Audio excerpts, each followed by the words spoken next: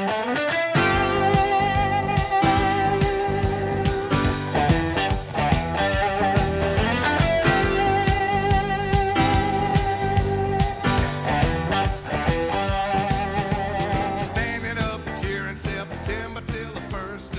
everybody, and welcome to Row 60, a Georgia football podcast. My name is Clark Gaines. Joining me today, as always, Adam Thornton. Boom, Clark. That was a solid boom. Big boom, Clark. Big boom, big week. Big boom, week. big week. Big episode. This is episode number 46. Whoa! Crank it up, baby. Fire it on up. Get ready to rock and roll. This is a monstrous week for everybody right now, Clark. I have been so fired up for this week. You've been fired up for this week, and you have been fired up for this week. Listening to this in this car, man. It's going to be a long work week, baby. We got to get fired up. We got to get excited because what's going to happen on New Year's Eve, Clark, is going to be an elite performance by our Georgia Bulldogs for the nation to see, man. Just establishing that a dynasty is in Athens, man. This is the time right here, Clark. This is the time right here that you establish that there is a new king in college football, baby, and it is in Athens, Georgia. And last year wasn't just a one-time deal, Clark, but it was something that is not stopping, man. Hey, and National Signing Day that we just saw the other day is proving that Georgia's rolling, man. The coal is just being poured into the furnace. It's not stopping anytime soon, baby. This is what this week is going to be about, baby. Yep. Prime time, New Year's Eve, whole world watching in Atlanta, Georgia, Peach Bowl. And state of Georgia is going to show out, man. You know, the good Lord couldn't bless us anymore. Couldn't bless us anymore when it comes to Georgia football. Big-time blue blood opponent, Ohio State, man. Let's fire it on up right now, Clark. Well, Get it off now, baby. Let's go. Hey, Merry Christmas to everybody. Merry Christmas. Hope you guys have had a great holiday season. Just a lot of excitement. Yeah, Merry Christmas, man. I hope everybody had a blessed holiday season. I hope it was a good time with family, friends, and loved ones. I hope you filled yourself up with some turkey and ham, man, and just had good fellowship with the family. But now it's time, Clark. Now it's time. This isn't a family week coming up. This is not a family week coming up, baby. This is not a family game. It's going to be a Mercedes-Benz Stadium, Clark. So, hey, everybody needs to get their mind right. Get their mind right. Hope it was a good Christmas, best time of year right now. And but hey, it's time.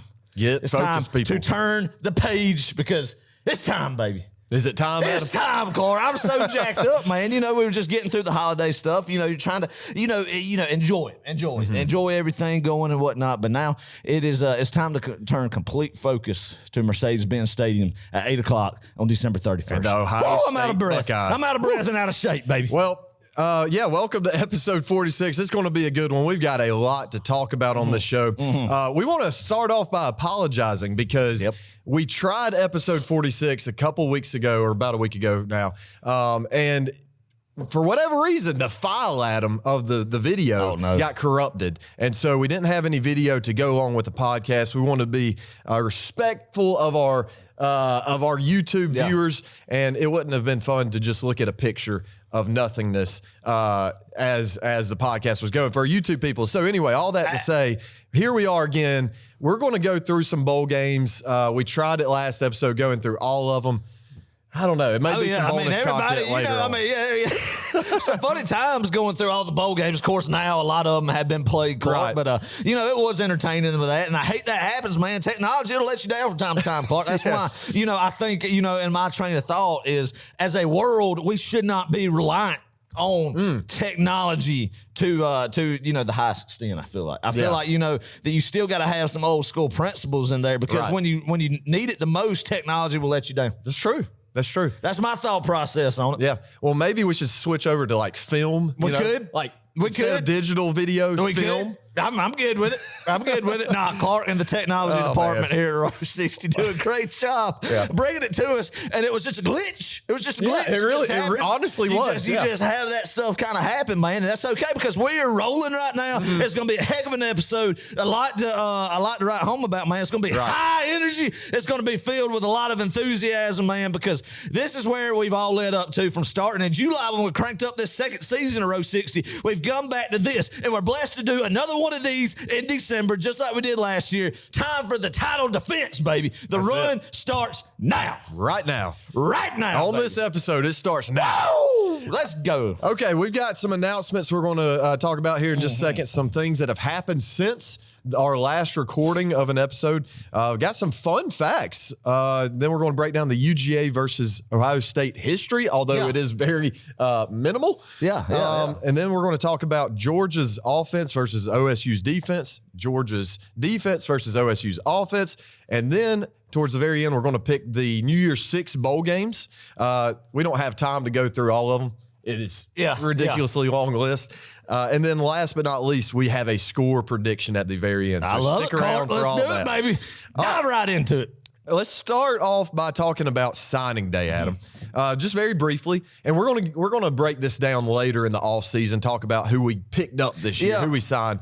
But I tell you, it was a great day, Adam. 27 commits, 2 5-stars, and 21 4-stars. Yeah, man, a lot of good guys in that class. We've talked about that there's a lot of people who get paid to do this for a living. Yeah. That can have more recruiting coverage than at the Row 60 podcast. That's not our forte and our specialty whatsoever. But of course, Clark and I do follow it. Some really good pieces that were brought in right here, man. Just a strong class. I think on the edge rushers, some elite just edge guys. Last year had a lot of elite defensive back talent, a lot of elite edge guys right here, man. Pass rushers and some stuff that I'm excited to see, man. Another top 3 class, man. And winning college football today, you have to have top 3 classes consistently, man. 8 through 10, it's not going to cut it, Clark. Not going to cut it. And then you have to utilize re-recruiting guys that's in the transfer portal. And just really, I would say, not only being a good recruiter, Clark, an elite recruiter, but an elite roster manager is what puts you at the pinnacle of college football today. And that's what Kirby Smart is, Clark. If you look at the numbers, the scholarship numbers, of what we got guys right now, and then you kind of can assume who's going to be leaving to go to the draft early, and then the guys that were the commits that are coming in and the guys who've already been signed, it's going to be over that limit. But so I want to warn Georgia fans right now, we're not going to worry about this right now because we got bigger fish to fry. We got 2 more games that's very important to win, and then we get in the all-season chatter, the recruiting roster, turnover and stuff. There's going to be some transfers come out of Georgia, man. Yeah. We've had, 2 right now, Eric Gilbert and Bill Norton going on, wish them good and well. There's going to be some guys that hurt. I think there could be some DBs that hurt, and there could be a receiver that could hurt, but we're not going to get into that in this episode, man. But just beware of that. But that's part of it, man. But just trust Kirby. How can you not at this point in time where the Georgia football is in his tenure to not know? We go through this every year. You lost 14, 15 guys last year. Like, oh my gosh, that's just to the draft, too. To the draft. Well, and transfer portal as well. That many too, and like guys that you thought, they would be big pieces. I wish we could still have them, but no. Kirby has a plan, man, and I think because of his elite, not even just being a recruiter, but a roster manager, plugging guys in, getting just a few pieces from the portal if necessary to plug, and just guys who are going to be elite and at a standard class. It's not just going to be anybody come in from the portal to Georgia. It's going to be guys that are going to fit the bill, fit the mold of what this culture is, because Kirby said it himself, playing for Georgia is not for everybody. And that's what I love about where the program is right now, man. It is a cultural difference unlike any other program out there that's being brewed up in Athens and just being confirmed more and more by a championship pedigree, man. And not everybody can play for them. It's not for everybody. So we'll be fine in that regard, and we'll have a lot to talk about that after we get off the field and hopefully win a 2nd consecutive national championship. But a lot of talent on signing day, this early signing day coming in, man. Heck of a class, and I think next year could be even better. Yeah, next year could be even better. The train is still rolling, and it's just elite all the way around. Elite indeed. The only person Georgia can't afford to lose is Kirby Paul Smart. Outside of that, I'm not worried about it. Hey, by the way, happy belated birthday to Kirby Paul Smart. I did not realize his birthday was on the 23rd. So, yeah. I love it, man. Ra Thomas, Dominic Lovett. We got 2 transfers coming in. Ra coming in from Mississippi State. Great receiver. Dominic Lovett, same thing from Missouri. Georgia now has, listen to this, is insane. As of right now, currently, Georgia has the has the 4 of the top 15 leading receivers in the SEC with those 2 guys coming in. That's insane. I believe the other 2 would be Brock and Ladd, or maybe not Brock. I probably should have studied up on this a little bit more. It'd have to be. I don't know. I can't think. I can't. I should have studied. I feel embarrassed. I'm pretty sure it's Brock. But It'd have to be Brock. Brock and Ladd would be my guesses right there. But that's a great statistic there, Clark. Great fun fact. Clark's fun facts, man. A little preview, a little bone you threw at him with a fun fact. Right, we're not even to the fun facts. That's true. And he gave him a little bone, Clark. I love that. Throw the bone. I love that, man. So that's exciting. Ra Thomas and Dominic Love, guys who put up good numbers at their respective teams. The thing is, they're not going to come to Georgia and put up those numbers. From my understanding from the outside, is they don't expect that, man. They want to be winners. They want to be on winning teams, and where they plug and play them at, man, they're going to be contributors. I think next year's starting to shape up to be very good, but a lot of time to talk about that. Exciting. Just, man, I mean, guy, you got to pinch yourself, Clark, because everything about what's happening in this football program as a Georgia football fan is just good, better. I mean, just it's amazing. It's fun. It's such a dang good feeling, man, in the middle of December, seeing another top 3 resigning class, and number 2 this year. Just another one. You know, we're going to the playoffs here in a couple of weeks. Got a big game against Ohio State. Going to defend the national championship, man. Enjoy these days. I say it every episode, and I mean it because I want to drive home the point that each and every one of you understand that this is just uncharted waters that Georgia football has been in, and we're living through the glory days of the program and its history, man. And that's a lot of dang good history to get through, Clark. So awesome. All right, let's talk about our Row 60 Pick'em League winners. We have not announced this officially, so we're going to do it right now. In third place, Mr. Curtis Folsom. Shout out to him. He's a DGD. Awesome. Worked with me at Georgia. He's going to get a T-shirt, a hat, and a sticker from row60.com. Nice. We'll get in touch with you, Curtis. In second place, Kyle Foster, a Franklin County native. Congrats, Kyle. You had some good picks this year. You also get a T-shirt, hat, and sticker. And in first place, also a Franklin County native, Mr. Lee South. Good old Lee South. Buddy. Good old buddy of mine, man. Grew up with the guy. Love him. Love all those guys out there. Just some good DGDs, man. Right. Exciting year. Pick them for them. Exactly. So, I did horrible. Yeah, I did too. I forgot to pick at week 3, and it was all downhill from there. So it was terrible. Yeah. Anyway, go ahead. Well, Lee, man, he was on fire this year. Congrats, man. You get an invitation to be on Row 60. We'll get you on a podcast in the off season to talk with you. We'll also have a T-shirt, hat, and stickers coming your way, as well as a championship trophy. Ooh. And we're going to have to post some pictures for our Row 60 listeners on the social media outlets to help us decide what the trophy's going to look like. Because we're going to have names engraved. Something to play for, man. Right. Something to play for. So that's exciting, man. That's exciting. Inaugural season. That was good. And keep it rolling. Keep it rolling. One announcement. We have a live call-in show, 8 o'clock Eastern Standard Time. Yes, sir.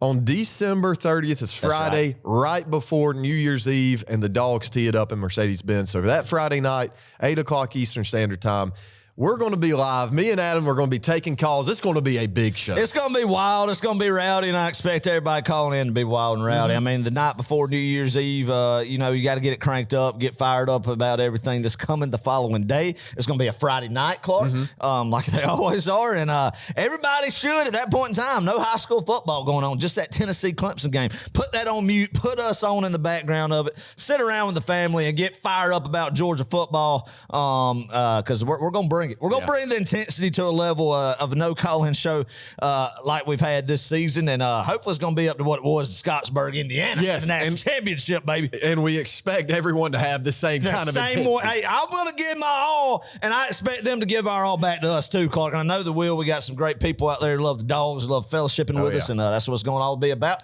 All right, Clark. It's going to be a fun time. Yes, sir, baby. Give us the section that we all have grown to love, Clark's Fun Facts. Have we really all grown to love You need to get a jingle for Clark's Fun Facts. All right, crank it up.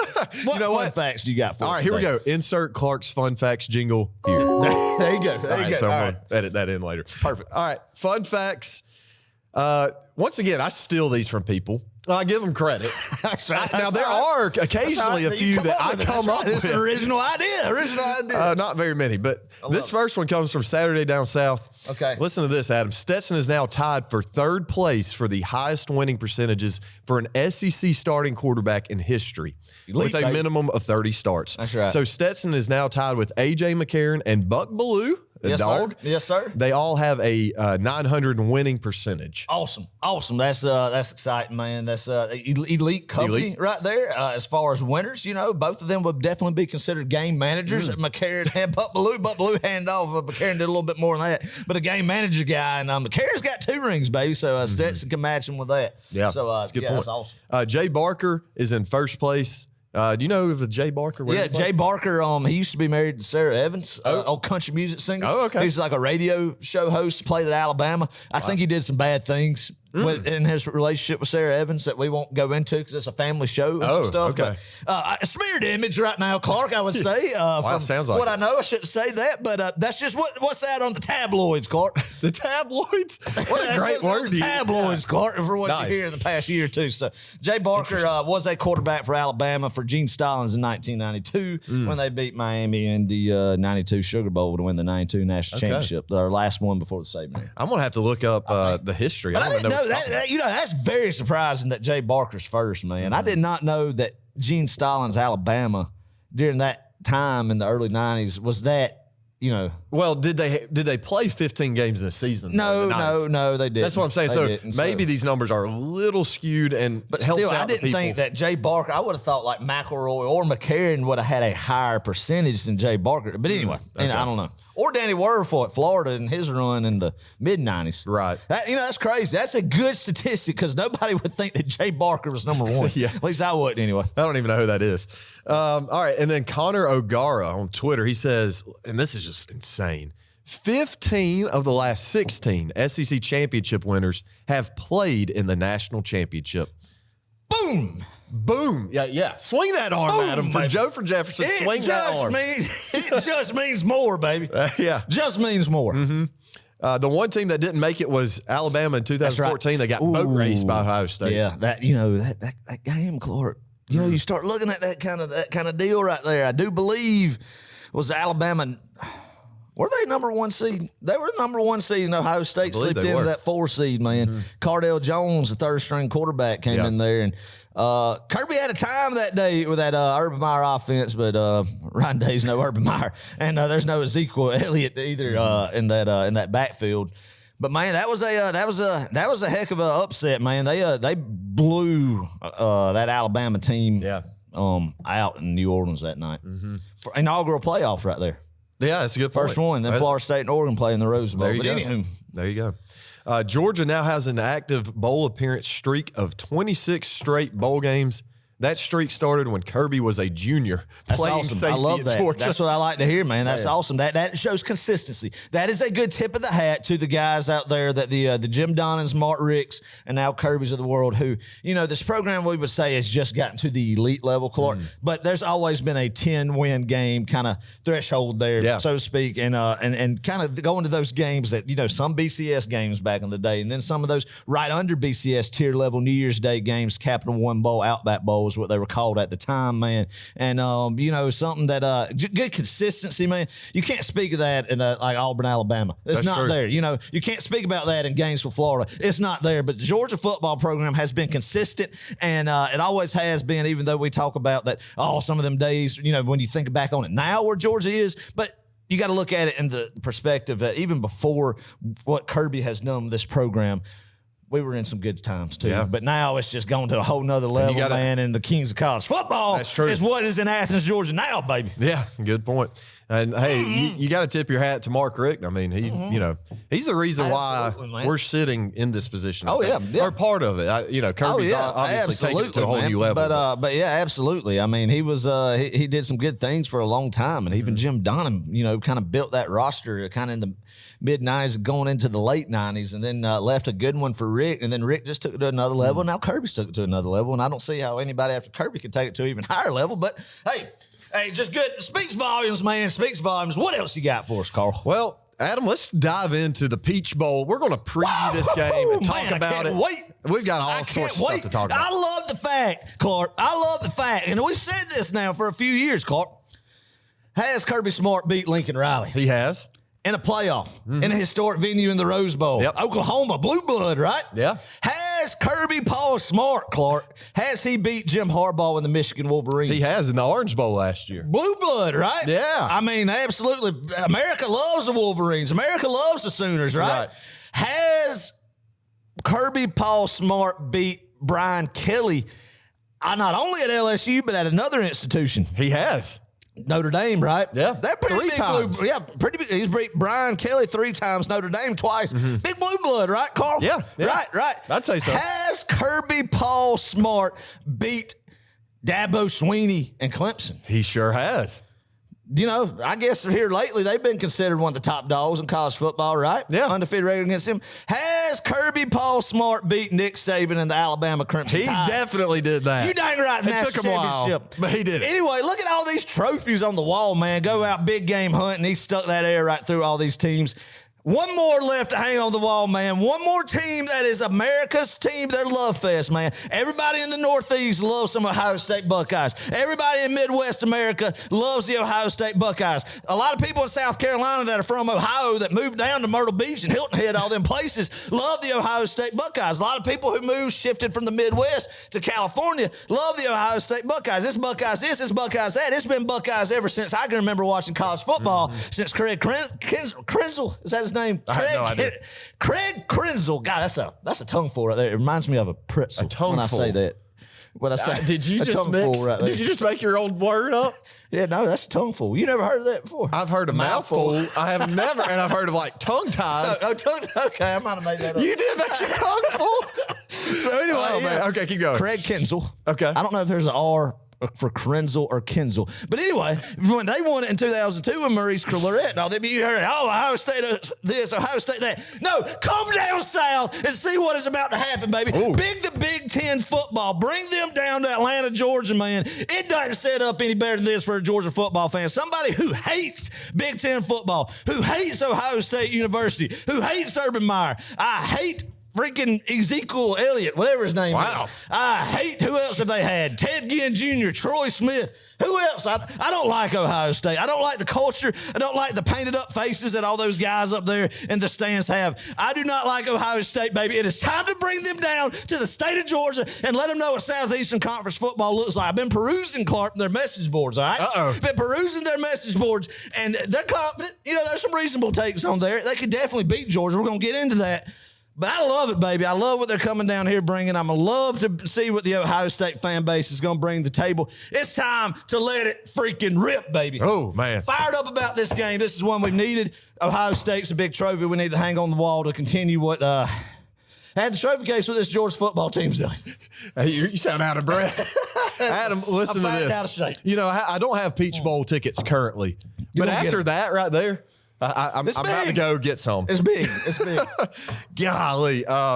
This is a huge football game. Georgia leads this series 1-0. We've only played one other time. It was in 1993 in the Citrus Bowl. Yep. Played against Kirk Herbstreit. Oh, Eric Zaire, Garrison Hurst, Ray Goff's best season, capping off the 92 season. Won that game right there. Munson had a good call at the end of that. Do you know it? I don't know it by heart. No. But do you know what in general what he said? I can't really just make it up. Okay. But I listened to the call actually the other day. Oh, really? Yeah. Okay. I'm going to beat him. Yeah. Georgia won that game 21-14 back in the day in Orlando, Florida. Yeah. Georgia has been to the Peach Bowl 6 times and is 4-2 in this bowl game. Adam, here's a little trivia question for you. The last time we played in the Peach Bowl was obviously 2021. Yes. It was weird. I'm sure it was. It was very weird. Yeah. Very half-empty stadium. Well, three-quarter empty stadium. Yeah, anyway. With COVID. Can you name the offensive and defensive MVPs from that Peach Bowl? Offensive MVP. It's kind crap. Was it Arian Smith? It's not Arian Smith. It's kind of a trick question. Okay. Golly, was it JT Daniels? It was not. You want me to? Let me just tell you. Yeah, who was Kenny McIntosh? No. It was Jack Podlesny. Was the offensive MVP? Yes. I did not know that. I guess you can. You got me. Yeah, that was a bit of a trick question. Now, defensively, can you name the MVP from the 2021 Peach Bowl? Not Jalen, but that is a great guess because he had a heck of a game. Not JD. Number 13. Oh, Aziz Ojulari. I forgot yes. about a big Aziz getting in the ass right. Okay. Sorry, I put you on the spot. No, that was good. Those were some good guesses. That was, for sure. well, I couldn't, thinking back to that. That is right. Aziz did have a big game. I forgot about that. A lot's happened since that game. That is very Georgia true. Football. Mm-hmm. But yeah, that's good. A lot of wins. That's have good. happened Yes, since that day. Awesome, man. Yeah, that was an interesting time, man. It was a weird game, weird feel. Mm-hmm. Of course, it was during COVID. We went to that game and. You had 4 people sitting here and then 8 rows down. Not loud. Cincinnati was excited to be there. Thought we were going to lose that football game. Yeah. Then Jack Paul had clutch kick. So that was awesome. Good way to cap off the COVID year. I have to believe this is going to be a much different kind of football game. Yeah. A high-powered offensive battle, Yes, maybe? sir. Yes, sir. Definitely a rowdier environment. Clark, all eyes of the world. All eyes of the world from Europe to Asia. Oh, really? Down to Argentina, South America, all the way up to Iceland. Everybody and their brother will be watching this football game and singing "May all the acquaintance be forgot." What's May all the Queen, and then have their horns, and then everybody's going to do that. Every New Year's Eve party is going to have their finger foods out, and there's going to be, even in like places like in the state of let's just say in Wisconsin, people are going to be snowed in Wisconsin, and they're going to have their New Year's Eve parties. They're going to have their finger foods out, and they're going to be having some light conversation with the game in the background. Yeah. Everybody's going to see what I'm trying to say with that. The Georgia brand is going to be represented. Primetime New Year's Eve, baby. Can't wait, man. Can't wait. Always good to be the person that's in the spotlight, Clark. And the University of Georgia's in the spotlight right now. The evil villain. Everybody, I think a lot of people, like I said, in the United States of America, in this great, beautiful country, love Ohio State football. Going to be wearing their Ohio State jerseys around the nation and cheering on the Buckeyes and knock off the big bad wolf, the Georgia Bulldogs now. So let's talk about it, Clark. Let's talk about it. Let's break this thing down to what we see, how it's going to go. Sure. Well, just generally speaking here, Ohio State, man, and this is something I've been saying all season. They match up with Georgia better than I think any other team in the nation does. Yes. I tell you, even Michigan, I think, not as good of a matchup for Georgia as Ohio State is. They're going to come in, and Adam, I really do believe they're going to have one heck of a football game, a good performance.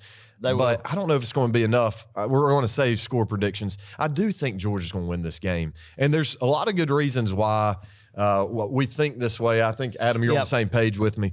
Let's start with OSU. Their defense versus Georgia's offense. Let's talk about that matchup. Okay, let's talk about. But yeah, Clark, let's just go ahead and bring it on down. Now we're getting fired up. We're getting excited about this. Talking about they're coming to Atlanta, and this is like, Clark, you hit the nail on the head. This is a team that could beat Georgia. This is a team besides Alabama that's in the same stratosphere of talent, who is recruited, in the same stratosphere, and had the management of the roster as, in closer to Georgia than anybody that we've played on the schedule, man. And one thing about this team is they definitely can beat you, especially a team that's got a chip on their shoulder, man, who has had to hear, for over a month now. Well, yeah, over a month for about, having that Michigan loss for a second consecutive year, not going to the Big Ten championship. Ryan Day's being questioned. So, that's tough when you got a wounded animal backed up in the corner. How are they going to react, Clark? How are they going to react? They're either going to fold and once they get hit in the mouth, or, they're going to come out firing. And, this is a team that definitely can beat Georgia. It's definitely a game that causes some concern if I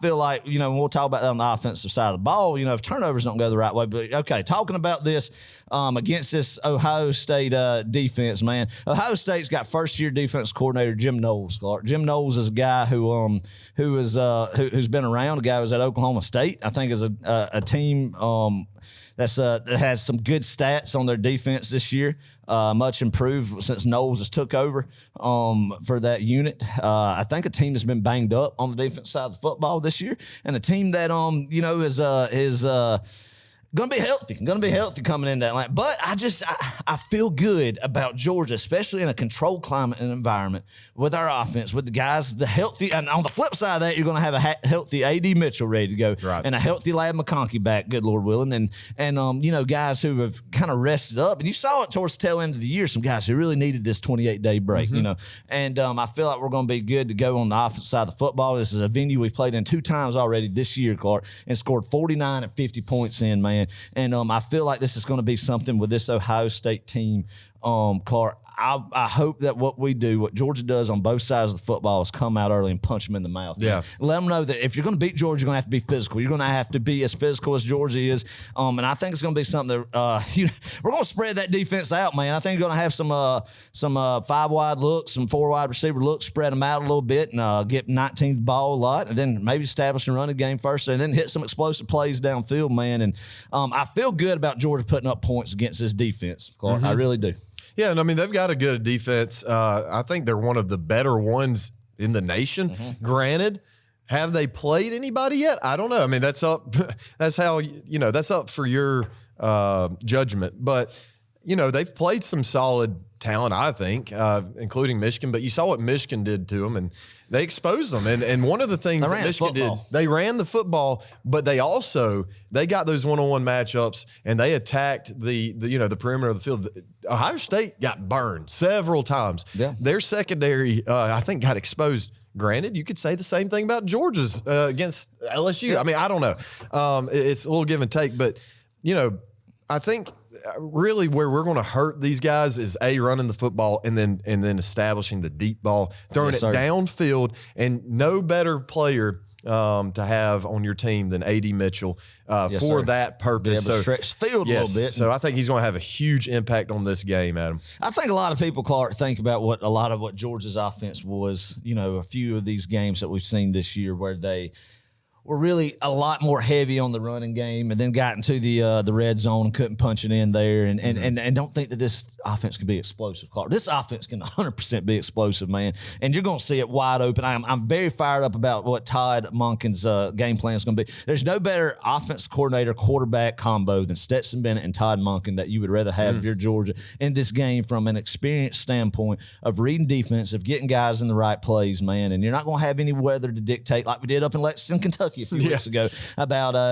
what we're going to do. But I feel like it's going to be a balanced game, man. And I do feel like, Clark, hopefully get in that second half, man. I'm hoping, and what I'm hoping, Clark, happens is Georgia just punches Ohio State in the mouth. They haven't been punched in the mouth like this before. Like this is Michigan on steroids punching them in the mouth. And we get physical with them, man. And you got Kendall Milton, Clark, a guy who's really come into his own the past couple games. I feel like that hamstring is getting back to closer to 100%. You're seeing some bursts out of him. You're seeing large amount of yards per carry that he's having, man. This is a guy you got to watch out for number 2 maybe coming in and feasting. Of course, Kenny McIntosh, when he's in the game, the threat he is out of the backfield to catch the football in space and make a play. Yeah. You're going to have these guys healthy and ready to go, man. It's going to be a good game plan. And the thing is, Clark, when I think Kirby Smart has only lost one game at the University of Georgia when he's had more than 2 weeks to prepare for the game. And that was the Texas game. And there was some locker room stuff that you could say about that in that Sugar Bowl after the 2018 season. But every big game after that, every game, the first playoff game, everything that he's been in, he's 2-0 in playoff games until the national championship. I guess the first round is what I mean. So he's a guy that you give him time to game plan, man. You give Todd Monken time to game plan the same way. Special things happen, Clark. Sure. And I'm excited to see what this offense is going to do. I think you're going to see them come out firing, man. Yeah. I'm not, it might not be that everybody just runs the ball straight down their throat. Yes, they're going to, but I think it's going to be a very balanced attack. And I think they want to go up tempo, and I think they want to spread the field out. They're going to do that too and hit some shots deep down, like you said, Clark, get some one-on-one stuff.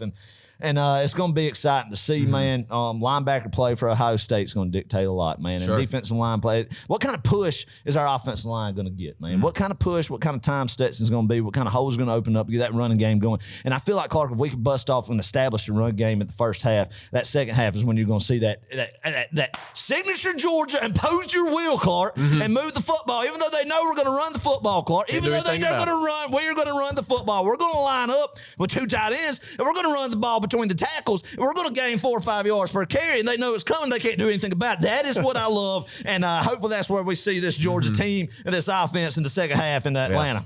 Well, Adam, hopefully we get in the red zone. Georgia is the best in the country in terms of red zone offense. Ohio State, listen to this, has one of the worst red zone defenses. I think they're ranked 121st I didn't know that. in terms of percentages. So they give up a red zone score nearly 91% of the time. And I think Georgia's is closer to like 60% of the time they're scoring in the red. I mean, that's a stark difference. So really, really impressed by the way Georgia has finished in the red zone. Albeit, we talk about, not putting up 7. And yes, that can hurt you, especially when you're playing a team like Ohio State. If you don't score 7 in the red zone, that's when things start to go a little sideways and we may be in trouble.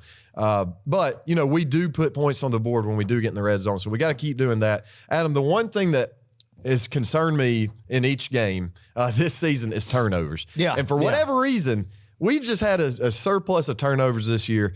And that's one thing we've got to be super careful about. It's not making those stupid, plays where you do turn the ball over and give them extra chances to score. So right, I agree, Clark. That's 100%. But as far as Georgia's offense, I think it's going to be pivotal that if Ohio State tries to bring 5, pressure that you let them pay for it trying to blitz, man. You get Brock Bowers in single cover streaking across the middle, little slants and stuff, and you burn them. And Stetson's good at that, man. And I think that's something that's that Georgia's going to be able to do and capitalize on. Man, I see them scoring over 40 points. I really do. Yeah. And it's going to be something that I think Is it Tommy Eichenberg? Is that the name? I have not watched Ohio State much this year, but a linebacker that I think is pretty good for him. I think he's been dinged up, had a couple broken hands or something. But something, yeah, I think somebody who's a pretty good guy in that second level for Ohio State. You get there and you limit him, and some of these guys, they got some talented guys on the perimeter, I believe, and but. It's something that you can say, hopefully they haven't seen anything like Georgia, and maybe they're not ready for the explosiveness that Georgia is going to come out with, man, that everybody thinks that Ohio State's offense has. And they do, Clark, they do. But, Georgia flies under the radar being able to do that. Hey, if it gets in a shootout, Georgia, I'm fine with saying Georgia's going to score over 40. And we used to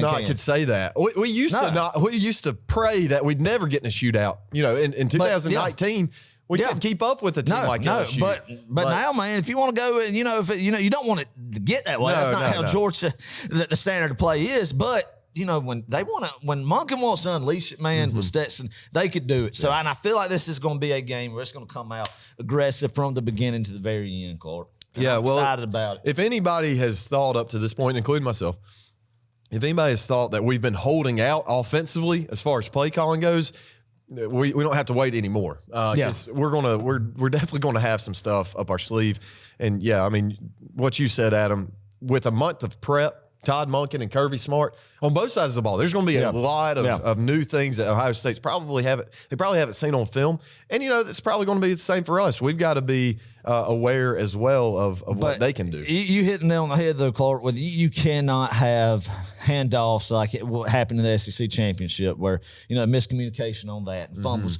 This is a team. Ohio State's a team that you cannot afford to give them 2 free possessions. Right. You cannot turn the ball over 2 times against Ohio State, and I feel good about where you're at with them, because this is a team that can beat you if you give them free possessions, especially inside Georgia's own territory like that. Give them, a short field, and it's a team that can beat you in a hurry, and a team that can jump up on you. So that's one thing that, like you said, Clark, has been a concern this year is being able to protect the ball and not turn it over. And I feel good about Stetson not forcing any bad passes, but I think I'm more concerned about running backs fumbling the ball or mishandled exchanges on handoffs and stuff, or Lord forbid a punt going straight through the arms of Ladd something like that. This is a team where you really do need to play pretty good. I think, obviously you could give it, but I think if you get over 2 or more turnovers, we're in trouble. This is a team, and then, but this has been something that throughout the year you had it and you've been fine.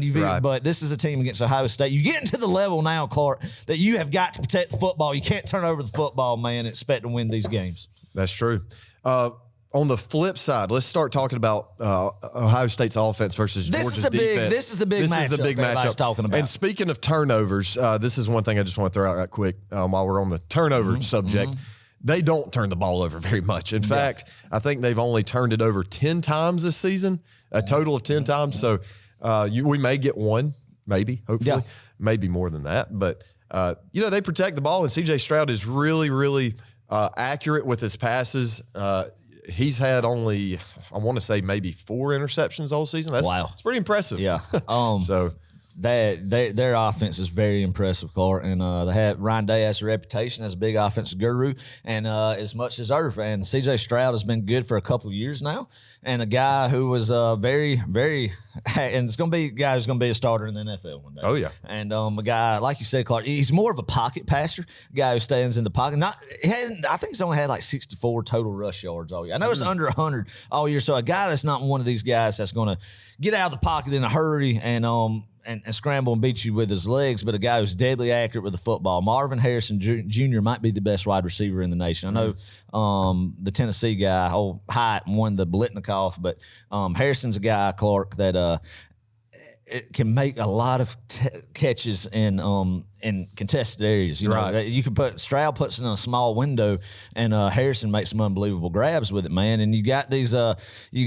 This offense has been good for a long time now. The guys have played a lot of football together, Clark. And one thing everybody's talking about with the Tennessee offense, I think Clark, it's a little bit different. I could be off base saying this, but I think the Tennessee offense was so good at really just running down the field, trying to get post routes goes, getting miscommunication, wide splits, and crossing route, get DBs confused, and kind of feasted off that, trying to find something. And then guys, but I think these wide receivers as Ohio State run NFL routes and NFL concepts that are and they're dang good route runners. They are. They're dang good route runners and can kill you. Can kill you if you're not playing good defense in the third level or getting on to the quarterback. I definitely think the C.J. Stroud to Marvin Harrison Jr. connection is just insane. I mean, they throw so many back shoulder things too. Even when you cover it perfectly, a back shoulder pass is hard to stop. It is. But that speaks to how good C.J. Stroud is and these receivers. And it's not just Marvin Harrison Jr. It's Emeka Egbuka. Yeah. They're both 1,000-yard receivers. They got a guy named Julian Fleming. Yes. Julian Fleming, I think, is going to be the wild card, Clark. I think you got Egbuka. Is that Egbuka and Harrison are the guys, that you target on. You think, man, that's where Lassiter and Ringo's going to be at. Hope they got to step up. And you could spend so much time, I feel like, focusing on those guys when you got a solid 3 guy like that and Julian Fleming who can feast in that. But that is why Kirby, Clark, that being said about that offense, Clark, that being said about that offense, that type of offense, this type of football has been the teams that have won national championships here lately in this new era of college football, Clark. But no, what Kirby Paul Smart has done in Athens is get elite defensive talent who can slow that offense down, Clark. And, if there's anybody you want to see on a field against this all-world everything Ohio State offense, man, it is the guys, it is the talent level that is in the back end of that Georgia secondary, in that second level, and in that front level, Clark. It is these guys, is what it's been built up for. What Kirby Smart has built this defense, and Glenn Schumann and Will Muschamp, is for games like this, Clark. Yeah, period, I agree. Period. And a lot of people are turning their heads to that. College football is going away. That they're not wanting to play. Get these guys, these big physical corners, these guys who can match up with this type of offense. They're just trying to build their offenses up to the same level and standard and win shootouts, man. But no, Kirby's saying, hey, I want to play these offenses. That is what, when the lights are on, when it is prime time like it is going to be New Year's Eve that Saturday night, this is what this team has been built for, Clark. And I can't wait for it, man. Heck of a challenging game that's very easily can get beat in, but this is what it's all about, man. This is what Georgia football's culture is all about. It's going against teams and offenses like Ryan Day has in Columbus. Right. And you know good and well that Keely Ringo, Kamari Lassiter, Chris Smith, all these guys in our secondary have been hearing it from Kirby and Schumann and Muschamp and whoever else is on the staff about how they've got to step up. You know, because the last time we saw them on a football field, they got torched in the third and fourth quarter of that game. And, they've been hearing it, and they've been hearing how good Marvin Harrison Jr. is going to be and how good these Ohio State receivers will be. I have to believe they're going to come out playing with their hair on fire. I think they will, Clark. I think they will, man. And, you hopefully you think maybe that third and fourth quarter they knew they were up 35-10. But still, nonetheless, that's unacceptable. That's not standard Georgia play, and Kirby Smart said that afterwards. So we're going to see. We're going to find out if they're going to step up or if they play like that. It could be a long night for Georgia. And, but I think they will. Clark, 28 days more practice too, man. A lot of people don't realize the growth in players, especially young guys like Georgia has, from the end of the SEC championship game until New Year's when they play these bowl games that Georgia's been in here recently, Clark. You know, I feel like A.D. Mitchell was the guy on offense last year that you saw the last 2 games in the playoffs that just took another jump, man. You have these guys that take jumps and leaps in this practice time. Who's it going to be? Is it going to be a young defensive back? Is it going to be a Nyland Green, Dalen Everett? Or is it going to be Kamari last year just keeps getting better as the season goes? One could say one of the better cover corners, even more so than number 5, even though number 5 is good. And Javon Bullard has been elite in coverage, man. So that's the thing is you got big guys on the outside like Ringo and Kamari Lassiter about a brain lapse there. I'm just so jacked up, but you have those guys. But, you know, for a third guy like that, Fleming, you know, a lot of guys don't have that elite third defensive back, but Bullard's a guy that can do that. But you're going to have phenomenal secondary play, Clark. You're going to have Malachi Starks, man. He's no longer a freshman. You know, him and Lassiter no longer freshmen, man. We're going to have to have big games from those guys in the back end. Chris Smith is going to have another elite performance. I think he will. He absolutely will. He knows his time. You know, this is one of the last couple games he's going to put on the red and black, man. Want to go out, you know, like he has been doing his whole career. And Starks is a guy who's going to have to play good on that other side, man. And I think if you get elite play like these guys are capable of doing in the third level, Clark, you're going to be good. That being said, you got to have them playing at an elite level because I think what you saw in the SEC championship, Clark, against Jaden Daniels and even Nussmeier was more of a zone, soft zone coverage. Clark. It was a zone that you didn't want Daniels to beat you with his legs. I think we're going to see more pressure, more of what we did against Hendon Hooker in a sense. You're going to see a lot more 4 or 5 coming consistently. And it's going to tell a lot what the battle in the trenches is going to be. What, you know, Ohio State's got some elite linemen too, but how are they going to handle 88? What's the push going to be? If we could get pressure on C.J. Stroud, Clark, and we get physical like this team is built to do, we're going to be good. But is it going to be iffy? But, you know, C.J. Stroud's a quarterback who, if you don't get home and you can't, and you're getting stonewall bringing 5, he can pick you apart, Clark. He can pick you apart. So, yeah, they've got hopefully we get home. They've got a great offensive line. They've only given up 8 sacks all season. So it's going to be tough to get there. Man. But what a heck of a challenge for these guys. Yeah, I mean, what an opportunity. Yeah, I mean, you hear it said all the time. The battle is won in the trenches. And definitely it cannot be more true for this kind of a matchup. So really excited about this. I tell you, Adam, one-on-one matchups are going to be huge on the outside. Yeah. They love to get those anytime they can. And Georgia, look, Georgia is not going to play this soft zone crap. No, we're going to line up right in front of them and put pads on them, punch them off their route, and get put a hat on a hat, baby, and let them know what kind of physical style ball we play down here in the Southeast, man. I think, in my personal opinion, Clark, is Ohio State soft. I don't think they want physical ball in play. I think they want track meets. I don't think they want to line up hat on a hat and really get. I don't think they will. Well, I think that C.J. Stroud is a dang good quarterback. Yeah, but. That being said, Clark, he could pick you apart if you don't get to him. But if you get to him, Clark, I think you could rattle him a bit, Clark. So I think we're going to tell early in this contest if we're getting to C.J. Stroud, we're getting some licks on him, but disrupting some timing, man.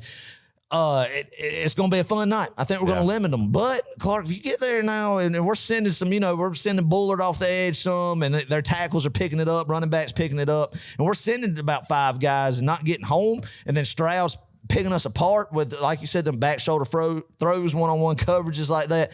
Ooh, watch out. So we're going to see. There's a difference between sending a guy like Javon Bullard off the edge when you have to and when you want to. Right, exactly. If we're, I mean, because you look at back at that Tennessee game, we didn't necessarily have to go pressure Hendon Hooker. We could have played coverage like we did all day. And that's a great point. But when we started saying, hey, we need to go attack, we want to go attack him at this point, let's go take it now. That's when we got there. That's a dang good take, Clark. So, if we could get home consistently with just 4. Right. If you get pressure and a good push with just 4, that's going to be a good sign. That's when the tide really turns. That's when you really throw them off their game. Both sides of the line of scrimmage, obviously, I mean, this is such a cliche answer. But really for this game, it is, Clark. And you're going to tell early, I think. Is Georgia offensive line on the offensive side of the football going to get a good push, establish a running game, give Stetson Bennett time? And is on the flip side, is the defensive line going to get a good push and get and be able to rush Stroud, and I think is a guy who's not going to be able to be a Bryce, and I could eat crow for this, but I don't think he's a guy that's going to be elusive like Bryce Young, and you feel like you got him, and then he escapes the pocket and throws on the run downfield for 30 yards. I think this is a guy that you really can get to, you get home to, and hit him a couple times and really kind of get right. I don't think he likes to get hit, Clark. I really do not think he likes a physical contact of the game of football, and Georgia's got the dogs, baby, that could really introduce him to that type of game we want to play. Well, and that's it. Yeah. And he checks down a lot when he's feeling pressure. Just from my very limited film study of Ohio State, I watched a lot of their Michigan game, but one thing that they tend to do is drop it off to the backs. I mean, CJ Stroud, if he's feeling pressure, he's going to get it to a guy like Mayan Williams. Yeah. He's a short, little, stocky back with good speed. Yeah, but, that's right. I like that. That's my analysis right there. I like that. All right. Yeah, he's a 5'9", blah, blah, blah. Yeah. He's going to go number 1 in the draft. Yeah. No, but that's the thing. That's what makes him so dangerous is, he can pick you apart, even dumping it off to his running back, on the check down or something. So I don't know. You got to cover the whole field. I think, Clark, you're going to see them utilize a lot of tonal screens and quick screens, bubble screens, however you want to call it. They're just kind of like getting the ball outside on the perimeter, man. And what's going to be key about that, Clark? Open field tackling. And what Georgia's been good at a lot this season is you're going to have to have good play from the linebackers, from the guys in the secondary, Javon Bullard, some of these guys, when they're out like dumping the ball off the running backs or these quick screens, man, is when they try to make a move on you, it's just one-on-one situations, open field, being able to wrap up, contain that, man. And I feel like, too, DB's getting off blocks from these wide receivers, man, and blowing up these tunnel screen plays. I think they're going to look a lot back on what Kent State did. If you recall, Kent State had some success, man. They did. Some tunnel screens. I can't believe we're talking about Kent State. It's the truth. Is that's what Ryan Day and that offensive staff is going to look at. Where this Georgia's defense has been vulnerable at times, man. They're going to look back at stuff like that. And I think you're going to see that utilized, man. And then, obviously, if we're pointing that out, that's going to be something that they're going to do. Of course, the Glenn Schumans, Kirby Smarts, and Will Muschamps of the world are doing it. And, of course, the drills that are going in Athens is for these DBs to be ready, and they have been. They get the body, the physicality that they have. They'll be able to do it. I'm excited, man. It boils down to this, Clark. I feel like this is a matchup when we were in July talking about that Georgia and Ohio State were on a collision course, man. Or either, Georgia, Alabama, Ohio State, this collision course. That's where all the talent is. That's where all the big name guys were at the preseason, man. Everybody and their brother thought it would be Ohio State, Alabama in the national championship. It's Georgia and Ohio State right now in the playoff. And it boils down to this is a team, Clark, that can easily beat you if you're not on your A game. But it has been said time and time again, it is truth for what the culture at Georgia has been built to, Clark. What the talent has been accumulated, the player development that has happened in Athens, Georgia, unlike other places that's got these talents come in, but the player development on top of the talent and the culture, Clark, this is where it shines on national television right here, man. You're either elite or you're not, man. And you line up and you live for these games. I mean, who cares? TCU or somebody, USC would have been a good draw. Give us the best of the best, man. This team is built on defense, Clark. I truly feel like that's the culture. That's what we love is defense. Those guys up there, it's all about offense, high-flying offense. It's a collision course, man. This is what football is all about, baby. Yeah. This is what the standard of Georgia play. The football that we like, Clark, is strong physical defense, physicality versus the wide-open track meet Ohio State style, man. What's going to win? What's going to happen? Who's going to show up? Who's going to want it more, baby? Who's going to have enough dog in them to get in there and make it happen? I think the University of Georgia will be ready to go New Year's Eve, man. It's a heck of an opportunity. Oh, yeah. Heck of an opportunity, man. Oh, yeah.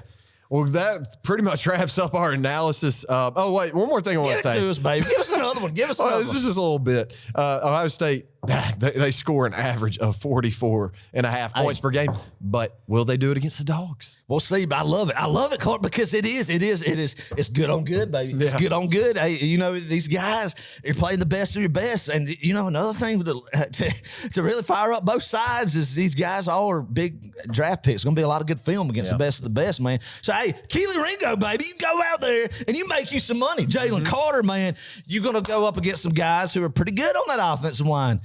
But, hey, are they better than number 88? That's what we want to find out. Kamari, last year, you're going to have to grow up, son. This is a big game for growing up. You have been. You kept doing it. Malachi Sark, son. This is a big game. You're no longer a freshman. You're going to have to come out there, baby, and play good disciplined ball over the top, baby. We got to be disciplined, Clark. We can't just be, if we're going to gamble on, these falling backwards, jumping up in the air that they like to do. We can't have a receiver right behind us and nobody within 15 yards of them after that. Yeah. So we're going to have to limit our, we're going to have to make just good, sound, disciplined plays on the back. This is what I love. I love third level defense, Clark. Yeah. That is where I love to see these guys at. And this is the game that's going to test them the most is with these guys, Malachi Starks, Chris Smith, Kamari Lassiter, Javon Bullard, Keely Ringo. Hey, Dalen Everett, baby. Could this be the coming out party? What guys stepped up in this little window of practice, man, on the offense or defense side of the football that's going to make a difference, man? Who made that leap? Who made that leap? That's what I'm ready to see. I love how you were addressing them as if they were watching or listening to us.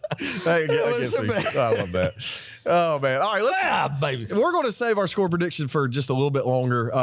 Let's jump to some other bowls. What an opportunity. Yes, what an opportunity. Hey, as you used to say, Adam, to the players in the dog walk back in the day, this is why you come to Georgia. This is why you come to Georgia right here, man. Exactly and this is why you listening are a Georgia fan for this kind of a matchup. Dang right. Oh, man. At least you're not in one of these bowls that we're about to talk about. We're going to talk about some of the New Year's Six bowls, the lesser than bowls, if you will. The lesser than bowls. Yeah, that's right. Let's start with the cute bowls. The cute bowls. Yeah, I like cute. That. Yeah. A good glorified scrimmage to end the year that these guys are doing. Well, the first glorified scrimmage we're going to talk about is the Capital One Bowl. The Capital One Orange Bowl. Big difference. Oh, a throwback there. Yeah. This is going to be played in Hard Rock Stadium, Miami, Florida, where we played last year. Right. December 30th, Friday at 8:00 p.m. We've got Tennessee versus Clemson. Adam, this is the AKA the we lost to South Carolina Bowl. Yeah, that we thought we were having a good season, got derailed by South Carolina Bowl. Did you happen to see where some South Carolina fan was planning on hiring someone to fly a plane over the Orange Bowl? Did they get it done? I don't know. Is it going to happen? I hope it does. That would be amazing. That would be a great But the message was going to say something along the lines of Shane Beamer is your daddy. Shane Beamer is your daddy, essentially. South Carolina's your daddy. Oh yeah. Did you see that? I did see. I did see some rumblings of that. That's good stuff. That's good stuff. I love it. I hate Tennessee. I hate Clemson. Yeah. Dabo. Every time he talks, I just dislike him more and more. Josh Heupel. Whatever.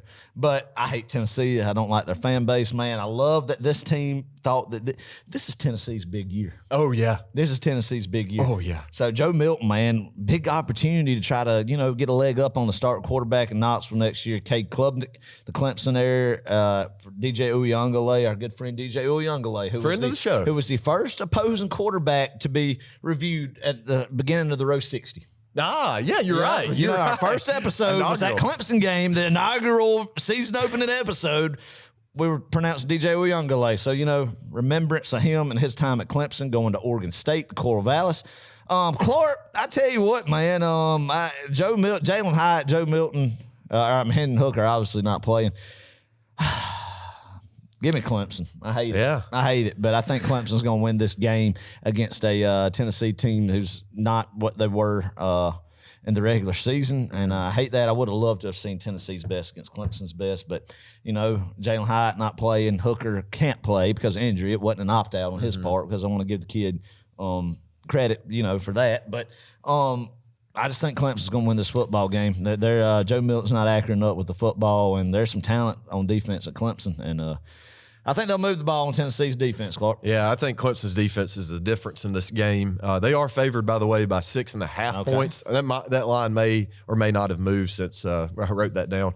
I hate Clemson. I hate Tennessee. I'm like you. Fun game to watch, just a bunch of ugly, gaudy orange in one place. Ugh, I'd puke if I were there. Okay, next is the VRBO Fiesta Bowl. Oh, wait, hold up. Actually, sorry. Whoa, a little premature, Clark. That's a big one. Let's X that out. Go on. Hold up. All right. Let's start with the one. Audible? Yeah, Audible. Yeah. Let's go with the All-State Sugar Bowl. Yes. Yeah, the All-State Sugar Bowl. We got the Alabama Crimson Tide versus the Kansas State Wildcats at noon on December 31st. Love it. Alabama fans playing on New Year's Eve would have thought that they'd be in the Fiesta or the Peach. But no, that is not it. They're the appetizer, if you will. Yeah, I like that. The appetizer. Okay. They're gonna start it up, get some good football, just good entertainment before the big games, one thing I will say, good on Bryce Young and Will Anderson, how Saban does it. Yeah. Has a culture there. And I think, the same thing in Athens of guys not opting out. They're going to play. I would be shocked if they decide to come back. But I do think this is just them saying, hey, we're going to just go ahead and suit it up in New Orleans one more time for Alabama. Because of that, Clark, Alabama wins big. Big. Ooh, big. Okay. Yeah, I'm with you. I have Alabama winning by about 10. Okay. I don't know if that's considered big or not. Hey, let me ask you this little trivia question here. The Sugar Bowl has been played in NOLA every year since 1935 except for 1 year. What year was that, and where was it played instead? It was the 06 one after the 05 season. Georgia played West Virginia and Atlanta. I know because I was there, and it was miserable. I had to go to school the next day when we got beat by Rich Rodriguez in West Virginia and Pat White and Steve Slate. It was terrible. That 05 SEC championship team, yeah, I think if it was in New Orleans, we would have won. But coming back to Atlanta, and it just wasn't. It didn't go right. We got some momentum back, and then Rich Rod ran a fake punt, and just was awful. But yes, that was it because of Katrina. Yes, you're right. Correct. Yeah. Oh, I remember that way too well, unfortunately. Oh man, yeah. Good memory there, Adam. Yeah. All right, next is the Goodyear Cotton Bowl Classic. We got USC versus Tulane. Interesting. That is out in Texas on January 2nd, 1 o'clock. Man, I mean, is Southern Cal going to be fired up to be in Dallas and play in the Tulane Green Wave and Willie Fritz in the Green Wave? Man, I tell you what, give me Tulane. Okay, give me Tulane. I don't know. I probably would backfire. I think USC will win, but maybe Tulane wants it more, Clark. And I mean, they might not be able to stop Caleb, but I don't know. USC, that's a soft football team. They are. They don't like to get hit in the mouth. That's true. That's a soft football team right there. And I think maybe Tulane, has a little bit more fight, and a little bit more dog in them, and puts a hat on the hat and wants to be there more. USC missing out on the playoff, losing again. Utah, Pac-12, Tulane. Why not? Why not? Adam, I had USC, but I'm going to go with you. Tulane, give me Tulane. The Green Wave. I have not watched any Tulane football this year, to be quite honest, but USC, they're tackling. After I saw their performance, their defensive performance against Utah, no. They did some good field tackling and wrapping up. Just going back to the sound fundamental practices of the game of football. Yeah. I hope this last what was that drill where you line up maybe 5 yards from each other and you just meet like in a triangle? You get your hat. You get your hat across. You get your hat across the chest. This is good demonstration. You don't lean. Yeah, you don't go lean with the right. Break your neck, but you get you're up and you get through, and then you shoot your hips with your feet. And then you're wrapping up. You're grabbing shoulders. You're wrapping up. Adam, and you're going. What we need to do is demonstrate this in a separate video. But should we tackle each other? Or yes. Oh, course, okay. Yes. I was about to say maybe we should just find a dummy or like go to Franklin County High School, man. And then you would, you'd bring your legs up and then whistle blown. Yeah, man. But yeah, it's you're getting that head across the chest, man, and getting and wrapping up. Wrapping up. Make sure, yeah. Anyway. Oh, USC, good gracious. All right, Rose Bowl game, January 2nd. That's a Monday, 5:00 p.m. Eastern Standard Time. Out in Pasadena, we got Penn State versus Utah. Give me Utah big, Clark. Penn State don't need to be there. They didn't earn that. They're the third Big Ten team because the Big Ten has two in the playoffs, so by default, they have to have a Big Ten team in the Rose Bowl. And Penn State just opened up the back door, and James Franklin fell back, and look, he's in Pasadena when he should be in Tampa Bay or Orlando. Yeah. That's LSU. Or the Tax Slayer Bowl, whatever. Or the Tax Slayer Bowl. But he shouldn't be at the Rose Bowl this year, this particular team. I don't think. Utah lost a close one to Ohio State in a classic last year. Give me the Utes, baby. Okay. Give me the Utes wanting to avenge that. They're excited to be there. They're going to do it. Yeah. I hate to just pick alongside with you, but I'm going to do it too. I mean, Utah, I love this team. Yeah. I really do. I kind of love them. They've got the right colors. Good moxie. I like the state of Utah. Good moxie, yes. They've got a heck of a tight end. Kincaid. You like the state of Utah? No, I'm just saying it's just a pretty state. I see. I've never actually touched down in Utah, but like I've seen pictures and I've flown over Utah. There's a lot of mountains. Yeah, ski resorts. Yeah, some stuff. Mormon. Yeah. I'm not laughing at Mormons. It's just the way you presented that. Okay, all right. The way you delivered that is why I was laughing. Oh man. This just in. Row 60 host makes fun of Mormons. No, I did not. I laughed at the way Adam delivered that. Oh, gosh. I'm just digging myself a deeper hole, I think. All right. Okay, let's go back to the VRBO, Vrebo. Vrebo. Remember that? Oh, they did a big campaign with Tim Tebow talking about it. Like it's Vrebo and like Tebow, like it was just the most just cringeworthy thing. Oh, the But commercial? They Yeah. get the thing across. But the whole deal with the Vrebo commercial was to have Tebow in there to let people know that's not VRBO or Verbo, it's Vrebo, like No, Tebow. I swear it was. I don't know if he says Vrebo. I think it is Verbo. I've always heard it Verbo. And that would make sense. And even on the Tim Tebow commercial, I've heard it Verbo, not Vrebo. Well, Tebow, all right, that makes sense. It's the same We syllables. need to go back and watch. Both of them have syllables that could be with Tebow, so I'll go with your syllable over my syllable. Okay. Anyways, the VRBO Verbo Vrebo Fiesta Bowl. We Get got people talking, man. Yeah, we got TCU versus Michigan, 4:00 Eastern Standard Time on New Year's Eve. I wonder, right how before our many, game. I wonder how many Michigan TCU fans use Verbo for their accommodation suites to the Fiesta Bowl. See what you did there. Yeah. Yeah. Yeah. Okay. Out in Glendale, Arizona, Adam, that's where we thought for a little while we may be going to. We did. if we Carl. lost. We to did. We whoever. did, but no, we didn't. Nope. Because we're number one seed in Atlanta, baby. That's it. All right, who you got? You pick this one first. Okay. Carl. Okay. Man, I tell you, Adam. I mean, both of these You want to teams. do it, don't you? Oh, I know you do. I know you do because I kind of do too. Let me first start off by saying I think Michigan has a heck of a football team. They have proven themselves this year, especially with that win over Ohio State. TCU has proven that they have some heart. Yeah, I know they lost in the Big 12 championship, whatever. Or, sorry. Yeah, they did. Yeah, sorry. They got beat. I think my point is, though, man, both of these teams are very good. They really are. They've got a lot of talent. Yeah. TCU is kind of that Cinderella story that we all know and love. I'm not convinced Michigan's going to win, though. I don't know. I think it's going to be a close football game. I do too. It's going to be fun to watch. I know. The question is, does Michigan, do they take that experience from last year's Orange Bowl game? And do they translate it to getting better this year for this championship, or for this playoff game? Yeah, I think they kind of do, Clark. You're right. That's a good call. I don't know. Do they? It's kind of a coin flip at this point. I'm sure I'll have a better feeling towards the game. Adam, actually, I'm gonna push the pick back to you. You pick first. I'm gonna see what you say first. Give me Michigan, Clark. Okay, I think you it go is with going the to be safe close. bet. But I did want to. I wanted to go with TCU. But I do think Michigan, like you said, Clark. I think they'll a lot of guys off that team last year, playoffs. That Blake Corum is not playing, but Donovan Edwards, good talent running back. I think Michigan will be physical. And want to crack it with Georgia, Ohio State, and Los Angeles. I think Michigan in a close one, but I'm not confident in saying that.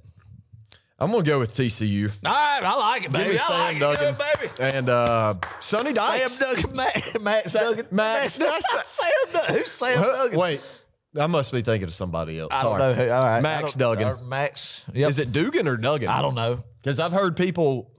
I know of a Anyway. Chandler Dugan. Yep. Anyway, Anywho. yeah, I'm gonna Give take it to him. TCU. Okay. Give it to him. I really don't know why, but I just don't know if felt right. Michigan is Just really felt what right. they're chalked up to be either. Okay. So I like it, baby. I don't know. We'll see. like it. We'll see. It ought to be very fun to watch before the Peach Bowl, Adam. 8 o'clock p.m. Eastern Standard Time. Georgia versus Ohio State Yes, sir, in Atlanta Clark. in the Benz.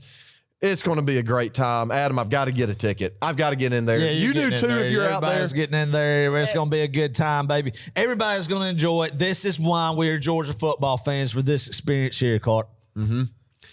Oh, man. It's going to be good. It's going to be good. We're going to be good. We're going to be all right. We're going I've to be been all right. pondering a score prediction for quite a while. right. And I I got think this one is in what my I've heart. come. This is what I've Dreamed come about up it, with. actually. Oh, really? I did. Kind of No. like an epiphany. Was it like a vision, like a vision. 40, just some really obscure score, like 47 to 16 or something like that? Kind of. Okay. Kind of. What did it have like these weird numbers where you'd have to kick it? Yes. field goal and then get a safety and then miss next point? It's some field goals and touchdowns. Okay. All right. Yep. Well, I'm going to give you my score prediction, Adam. You're going to give me yours and then Yeah. wrap this thing up. I'm going to go with the Dogs. Boom. 41 to 21. Whoa, a son. 20-point I would be. victory. I would. I am. We are. I don't know what I'm going to do. We've been like that. Hey, I tell you what we'll do. All right, what are we going to do? What are we going to do then? I'm a little afraid to say this because I'm I'm afraid it's going to be like, 8 degrees like it is right now. The recording of this. Run around with our We're going to shirts off. We're going to take our shirts off and we're going to go jump in the fountain. We might die of hypothermia if we do may. that. All right, whatever. Okay, do it. Boat racing that bad. I love it, Clark. I love it. I think, look, we're going to pull away towards the end in the third and fourth quarter, and it's going to be a fun night in Mercedes-Benz. It's going to be a fun night, Clark. All right, here we go. Playoff star in 2014. I love your score prediction, by the way. Boom. Playoff star in 2014, okay? They same day, one game before the other. Clark, when the traditional Fiesta Bowl and Peach Bowl rotation has been since the beginning of when they did it for the first time in 2016, I believe. Yeah. It has always been the Peach Bowl, Clark, has been the first game, the afternoon game, and then out in the West Coast, you get your nightcap, the Fiesta Bowl, right? Every time it has been that way. That's what we thought it was going to be. This game is so big, they flipped that, Clark. Yeah. They wanted Georgia, the #1 team, against Ohio State to be the primetime game. Everybody in the world watching, man. All eyes of the world are going to be in on Atlanta, Georgia, man. What an opportunity. I've said it before, but this is a heck of an opportunity, Clark. Another big game, a third playoff berth for the University of Georgia, man. What an exciting time. What an exciting time, Clark. And this time it is against the Ohio State Buckeyes, a team that Georgia has needed to be up against and to beat for a long time, Clark, for just national recognition. But blue blood, everybody loves them, man. A lot of people in this nation are going to be cheering for Ohio State to beat your University of Georgia Bulldogs, man. Everybody get fired up this week. Get focused about it, Clark, because this is about as elite as a game as it gets, good on good as it's going to get for a Georgia Bulldog football fan, man. So everybody get hyped up. The parties you're going to be at, make sure you're watching this game with people who will not sit there and talk your head up, but will be zoned into this game. Cancel, do not RSVP to any New Year's parties of people who's going to be a lot of chatter at, not going to be able to watch this football game. If not, you just going to have to go to the house and take one and watch it yourself, because this is a game where everybody's going to have to be focused and dialed into, man. I'm fired up. I'm excited. I cannot wait to beat Ohio State and what the fan base and what that team stands for against the University of Georgia, man. The score that I heard, baby, Georgia is going to win this football game 45-31, Clark. 45-31, man. Offense is going to roll. Defense is going to get some stops. It's going to be electric in Mercedes-Benz Stadium, and everybody's going to get ready to go to a second national championship. Those are the days. We are in the glory days, folks. We are in the glory days. You're either elite or you're not. These young defensive backs we have are going to step up against these all Mr. Everything quarterback and wide receivers. The offense is going to eat. Everybody's going to eat. You're going to eat. I'm going to eat. Clark's going to eat. Everybody's going to eat. And New Year's Eve, we're going to bring in another new year with Georgia going to the national championship for the second year in a row. It is a great time, like always, to be a Georgia Bulldogs. Hope everyone had a Merry Christmas and a Happy New Year. It is time, baby, to let the big dog eat. Yeah. Go Dogs! Go Dogs! Ooh, ooh, ooh, ooh, ooh.